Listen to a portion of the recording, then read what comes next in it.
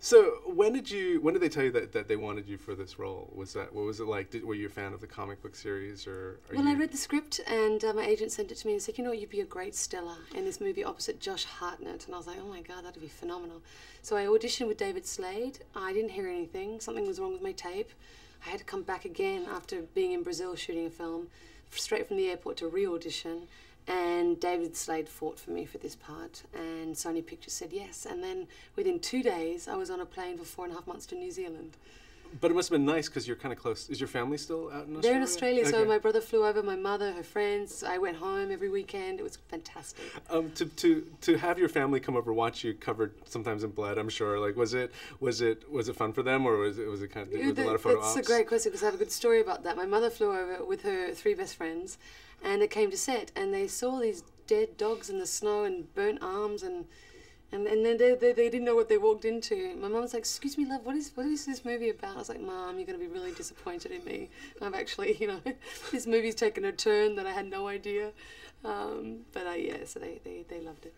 Josh said that a lot of times when you guys were in the closed quarters, just like, you know, shooting these scenes where there's a lot of gossiping and a lot of, like, you know, gossiping? Well, just, you know, talking about love and all that kind of. I mean, so are you really close with the people with Josh and everyone? Very close. We just talked about everything. It was hysterical. I wish they filmed all that. That would have been a good movie. To see what we really are like, you know. You only see, you know, the press junket and the finished product, but yeah, it was really fun. And we used to do dance contests in the attic because they sometimes take an hour and a half to light, and everyone had mattresses to sleep on, so all of us were passed out sleeping. I think one of us was snoring in the middle of a take because we didn't know that someone else had to speak, and everyone had to get up and do like a dance you know, you couldn't even stand up in the attic. It was so small, and we would all give scores. Best dancer? Who ended up being the best dancer? Joel Tobeck, who played one of the characters in the film. All right, good to know. He's really funny.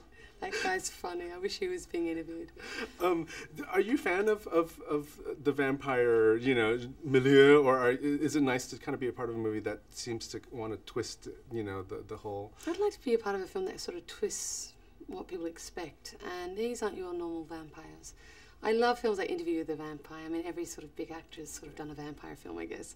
And I just, yeah, I'm not a huge fan of vampires, but there's definitely a fascination, which is great. And I love this one the most, actually. Well, one of the nice things about the film is that it really kind of pushes the boundaries of what is, because, you know, some of the murder sequences and stuff is like, wow, they went there. And so to kind of watch it being filmed, was that interesting for you? And also to know that people really are going to be talking about that aspect? Yes, they really committed to the scenes where the vampires were feeding, and I was mortified when I first did the scene in the general store with the little vampire girl.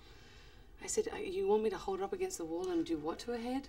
I said, okay, sure. And the little girl loved it. She said, can we do it again?